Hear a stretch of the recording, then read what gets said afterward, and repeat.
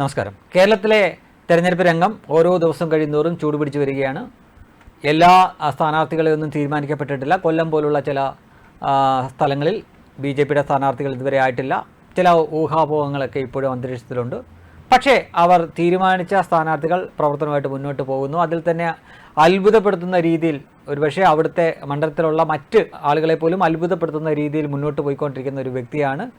താരതമ്യേന ഇപ്പോൾ മത്സരിക്കുന്ന സ്ഥാനാർത്ഥികളിൽ യുവാവായിട്ടുള്ള അനിൽ ആൻ്റണിയാണ് ആ വ്യക്തി. മുൻ കേരള മുഖ്യമന്ത്രിയായിരുന്ന, അല്ലെങ്കിൽ രാജ്യത്തിൻ്റെ തന്നെ പ്രതിരോധ മന്ത്രിയായിരുന്ന AK ആൻ്റണിയുടെ മകനാണ്. അദ്ദേഹം ഏതാണ്ട് ഒരു വർഷത്തിന് മുമ്പാണ് BJPയിലേക്ക് വന്നത്. ആ സമയത്ത് അദ്ദേഹം കൊടുത്ത ചില ഇൻ്റർവ്യൂകൾ, ചില ബൈറ്റുകളൊക്കെ കേട്ടപ്പോൾ ഇദ്ദേഹത്തിന് അധികം ഭാവിയൊന്നുമില്ല എന്നാണ് ഒരുപക്ഷെ സംഘികളിൽ ചിലരും അങ്ങനെ വിശ്വസിച്ചിരുന്നു. കാരണം വാക്കുകൾ മുറിയുകയും തപ്പിത്തടയുന്ന ഒരു അനിൽ ആൻ്റണിയെ നമ്മൾ കണ്ടിരുന്നു. പക്ഷേ ഒരു വർഷത്തിനുള്ളിൽ എത്രമാത്രം രൂപാന്തരം പ്രാപിച്ചിരിക്കുന്നു, അല്ലെങ്കിൽ മോൾഡ് ചെയ്യപ്പെട്ടിരിക്കുന്നു അനിൽ ആൻ്റണി എന്ന രാഷ്ട്രീയക്കാരൻ.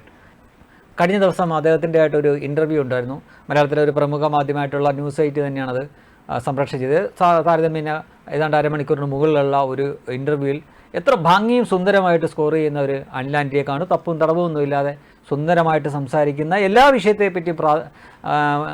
വിഷയത്തെപ്പറ്റിയും പ്രതിപാദിക്കുന്ന ഒരു അനിൽ ആൻ്റണിയെ അവിടെ കാണാൻ സാധിച്ചു. അതിലുപരിയായിട്ട് പ്രത്യേകം ശ്രദ്ധിക്കേണ്ട ഒരു കാര്യം, ഇവിടെ 20 മണ്ഡലങ്ങളുണ്ട്. പക്ഷേ ഈ 20 മണ്ഡലത്തിലും തൻ്റെ എതിർ സ്ഥാനാർത്ഥിയെ ഇത്രമേൽ ഷാർപ്പായിട്ട് അറ്റാക്ക് ചെയ്ത മറ്റൊരു സ്ഥാനാർത്ഥി ഇല്ല എന്ന് തന്നെ പറയാം. ഏതാനും ദിവസങ്ങൾക്ക് മുമ്പ് ആൻ്റണി ഒരു പരാമർശം നടത്തിയിരുന്നു. ഒരു ആവശ്യവുമില്ലാതെ പുൽവാമയിൽ നടന്ന തീവ്രവാദ ആക്രമണം, അത് പാകിസ്ഥാൻ്റെ പങ്കൊന്നുമില്ല എന്ന തരത്തിൽ അങ്ങേയറ്റം രാജ്യവിരുദ്ധമായിട്ടുള്ള ഒരു പ്രസ്താവന നടത്തി. പത്തനംതിട്ട പോലുള്ള ഒരു സ്ഥലത്ത് അതിൻ്റെ ആവശ്യമില്ലായിരുന്നു. എന്നിട്ടും അവിടെയുള്ള ചില പോക്കറ്റുകളിലെ തീവ്ര രാജ്യവിരുദ്ധരായിട്ടുള്ള ചിന്താഗതിയായിട്ട് നടക്കുന്ന ആളുകളെ സൂചിപ്പിച്ച് ആ വോട്ട് തട്ടാൻ വേണ്ടി മാത്രം ചെയ്തതാണ് ആ സ്ഥാനാർത്ഥി. അതിനെ പക്ഷേ മറ്റുള്ള ആളുകൾ എത്രമാത്രം എതിർത്തോ അതിലും അതികഠിനവും നിശിതവുമായ രീതിയിൽ അനിൽ ആൻ്റണി എതിർക്കുന്ന ഒരു കാഴ്ച നമ്മൾ കണ്ടു. രാജ്യസ്നേഹമുള്ളവരും പട്ടാളക്കാരും അവരുടെ ബന്ധുക്കളുമൊക്കെ ആൻ്റണിക്ക് വോട്ട് ചെയ്യാൻ സാധ്യതയില്ല, വോട്ട് ചെയ്യില്ല എന്നാണ് ഞാൻ വിശ്വസിക്കുന്ന തരത്തിൽ അദ്ദേഹത്തിനെ ശരിക്കും ഒരു ആൻറ്റി ഇന്ത്യ ഏജൻറ്റ് പോലെ ആക്കുന്ന തരത്തിലുള്ള ഒരു മാസീവായിട്ടുള്ള ഒരു അറ്റാക്ക് അദ്ദേഹത്തിന് നേരെ നടത്തുന്ന ഒരു കാഴ്ച നമുക്ക് ആ ഇൻ്റർവ്യൂ കാണാൻ പറ്റും. ഒരുപക്ഷെ അദ്ദേഹം ഞെട്ടിപ്പോയി കാണും. ഇതുപോലെ ഇത്രയും കൃത്യതയോടെ ഒരു ആക്രമണം തനിക്ക് നേരെ വരുമെന്ന് ആൻ്റണി കരുതിയിട്ടുണ്ടാവില്ല. രാജ്യത്തോട് സ്നേഹമുള്ളവർ, രാജ്യവിരുദ്ധരായിട്ടുള്ളവർ എന്ന് രണ്ട് തട്ടാക്കുന്ന തരത്തിലാണ് അനിൽ ആൻ്റണി അവിടെ ആൻ്റണിക്കെതിരെ അറ്റാക്ക് ചെയ്തത് എന്ന് കാണാം. തീർച്ചയായിട്ടും കുറേ പേരെയെങ്കിലും ആ വാക്കുകൾ സ്വാധീനിച്ചിട്ടുണ്ടായിരിക്കാം. ആൻ്റണിക്ക് ഒരു ആവശ്യവുമില്ലാത്ത അനവസരത്തിലുള്ള ഒരു പ്രസ്താവനയായിരുന്നു. അത്തരം ഒരു പ്രസ്താവന നടത്തേണ്ട സമയമായിരുന്നില്ല ഇത്. എന്നിട്ടും അദ്ദേഹം അത് പറഞ്ഞു.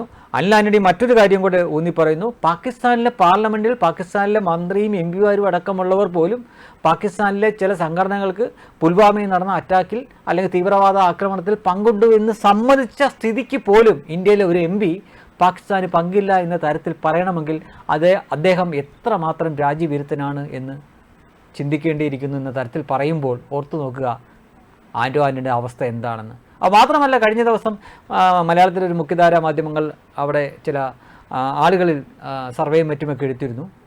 അപ്പം ഏതാണ്ട് നേരിയ മുൻതൂക്കം മാത്രമാണ് ആൻ്റണിക്ക്. ആൻ്റണിക്ക് 33% ആളുകളുടെ പിന്തുണയാണെങ്കിൽ 31%-ആയിട്ട് അനിൽ ആൻ്റണി തൊട്ട് പിന്നിലെത്തിയിരിക്കുന്ന കാഴ്ച കാണാൻ പറ്റുന്നു. അത് അമ്പരിപ്പിക്കുന്ന ഒരു മാറ്റമാണ്. ശരിക്കും PC ജോർജിനെ പ്രതീക്ഷിച്ചിരുന്ന സ്ഥലത്തേക്ക് അനിൽ ആൻ്റണിയുടെ പേര് പ്രഖ്യാപിക്കുന്നു. തുടക്കത്തിൽ സംഘികൾക്ക് പോലും അത്ര വലിയ ആവേശമോ സന്തോഷമോ ഒന്നും കൊടുത്തില്ല. പക്ഷേ ഓരോ ദിവസവും കഴിയുന്തോറും അദ്ദേഹം ഈ പ്രചരണ രംഗത്തും മാധ്യമങ്ങളുടെ മുന്നിലുമൊക്കെ കാണിക്കുന്ന ആ ഒരു ആർജവം, അതുപോലെ തന്നെ സംസാരത്തിലെ വ്യക്തത, ഉറപ്പ്, പിന്നെ തൻ്റെ കൂടെയുള്ള ആളുകളെ കൂടി ആവേശം കൊള്ളിച്ചുകൊണ്ട് അദ്ദേഹം മുന്നോട്ട് പോകുന്ന ആ കൂട്ടത്തിൽ ആട്ടവും പാട്ടും എല്ലാം ഉണ്ട്.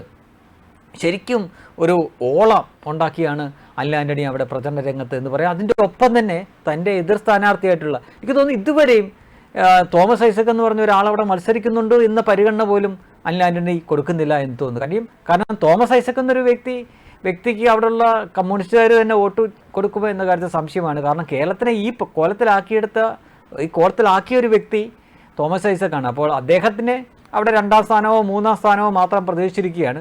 മത്സരം ആൻ്റണിയും അനിൽ ആൻ്റണിയും തമ്മിലായിരിക്കുന്നു. അതിൽ തന്നെ ആൻ്റോ ആൻ്റണി വിചാരിക്കാത്ത തരത്തിലുള്ള ഒരു അറ്റാക്കാണ് അദ്ദേഹത്തിന് നേരെ അനിൽ ആൻ്റണി കടന്നാക്രമണം നടത്തിയിരിക്കുന്നത്. അത് പ്രതിരോധിക്കാൻ ആൻ്റോ ആൻ്റണി കുറച്ച് ബുദ്ധിമുട്ടും. കാരണം ആ രീതിയിലാണ് അനിൽ ആൻ്റണി അത് സംസാരിച്ച് വെച്ചത് എന്ന് കാണുമ്പോഴാണ് കേവലം ഒരു വർഷം കൊണ്ട് ഒരു കോൺഗ്രസ് സംസ്കാരത്തിൽ നിന്ന് വന്ന് ബി ജെ പിക്കാരനായി അവരാൽ മോൾഡ് ചെയ്യപ്പെട്ട് നിശ്ചിതമായ രീതിയിൽ സംസാരിക്കുന്ന, അത് കഠിനവും അത് കൃത്യതയോടെയും സംസാരിക്കുന്ന ഒരു പക്ക രാഷ്ട്രീയക്കാരനായിട്ട് മാറുകയും എതിരാളികളെ നിഷ്കരണം തൂക്കിയെടുത്ത് അടിക്കുന്ന ലെവലിലേക്ക് ഉയരുകയും ചെയ്ത ഒരു അനിൽ ആൻ്റണിയാണ് നിലവിൽ നമുക്ക് കാണാനാവുക. അതുകൊണ്ട് തന്നെ റിസൾട്ട് അറിയുന്ന ദിവസം ഒരുപക്ഷെ കേരളത്തിൽ താമര, അതായത് ബി ജെ പി അക്കൗണ്ട് തുറക്കുന്നെങ്കിൽ ആദ്യം ഒരുപക്ഷെ തൃശ്ശൂരിനേക്കാളും മുമ്പേ പത്തനംതിട്ടയിൽ അക്കൗണ്ട് തുറന്നാലും അത്ഭുതപ്പെടാനില്ല എന്ന് മാത്രമേ പറയാനുള്ളൂ.